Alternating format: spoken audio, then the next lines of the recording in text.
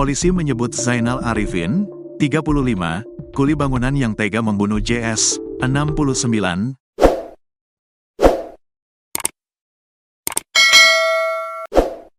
seorang bos ruko hingga jasadnya dicor di rukonya di kawasan Rawamangun, Jakarta Timur sempat mencuri uang milik korban.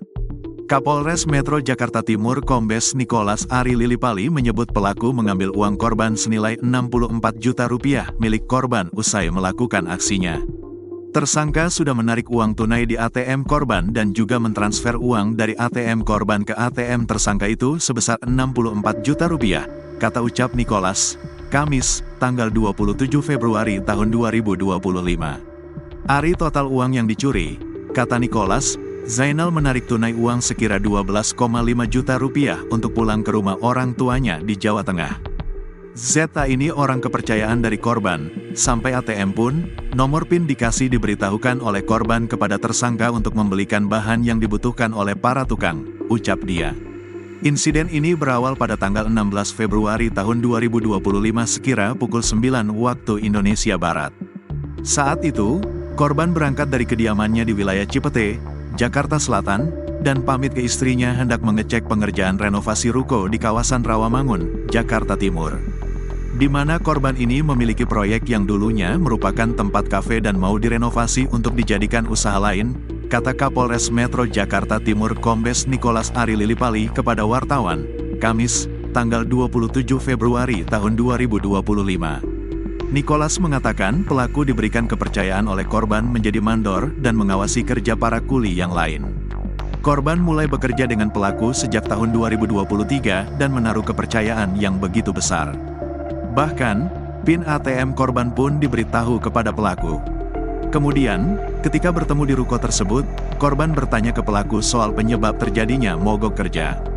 Di samping itu, ada beberapa barang bangunan yang hilang, sehingga korban mengajak pelaku ke kantor polisi namun, ajakan itu ditolak oleh pelaku dan malah meminta upah kerjanya sebesar Rp900.000 dibayarkan sehingga membuat korban emosi.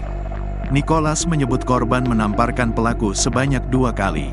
Tamparan pertama mengenai bagian pipi, sedangkan tamparan kedua ditangkis pelaku hingga membuat korban tersungkur lalu terjatuh. Tak puas dengan menamparkan, korban malah berkata kasar ke pelaku yang membuatnya naik pitam dan memukul korban menggunakan batu berulang kali. Korban pun tak sadarkan diri. Tersangka mengambil batu behel dan menimpa korban beberapa kali di muka dan kepala, kata ungkapnya. Setelah mendapati korban tak sadarkan diri, pelaku kembali melanjutkan pekerjaannya merenovasi ruko. Pada sore hari, pelaku kembali mengecek kondisi dan diketahui JS telah meninggal dunia. Kemudian, pada tanggal 17 Februari tahun 2025 pelaku menyeret mayat korban dan memasukkannya ke saluran pembuangan. Pada hari yang sama, pelaku mengirim uang senilai 64 juta rupiah dari rekening korban kemudian dipindahkan ke rekeningnya. Lalu, pada tanggal 18 Februari tahun 2025, pelaku melihat jasad korban sudah dikerubungi lalat sehingga dia menutupnya dengan cara dicor pakai semen. Setelahnya, pelaku melapisinya dengan batu bata. Usai melakukan aksinya, pelaku langsung pulang ke rumah orang tuanya di wilayah Jawa Tengah dengan uang yang dicurinya. Istri korban yang tak menemukan keberadaan suaminya itu lalu melaporkan orang hilang ke polisi pada tanggal 23 Februari tahun 2024. Polisi mulai melakukan penyelidikan dan mendapati keberadaan pelaku bersama korban dari rekaman CCTV yang ada di ruko. Istri korban pun menaruh curiga kepada pelaku. Sehingga ketika tahu pelaku sudah kembali ke Jakarta pada tanggal 25 Februari istri korban menjebaknya untuk datang ke kediaman korban dengan alibi ingin merenovasi rumah. Akhirnya polisi menangkap pelaku di rumah korban pada tanggal 26 Februari.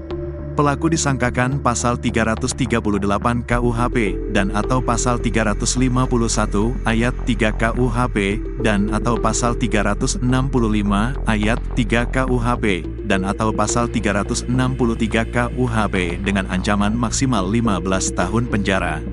Ancaman pidananya tertinggi adalah 15 tahun penjara dan terendah adalah 7 tahun penjara, kata Nicholas.